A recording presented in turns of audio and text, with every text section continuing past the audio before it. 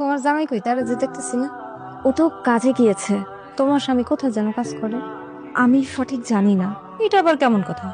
তুমি স্ত্রী হয়ে জানো না তোমার স্বামী কোথায় কাজ করে? গতকালকে তো চাকরিটা পেয়েছে, সেভাবে কথা বলার সুযোগ হয়নি রাতে।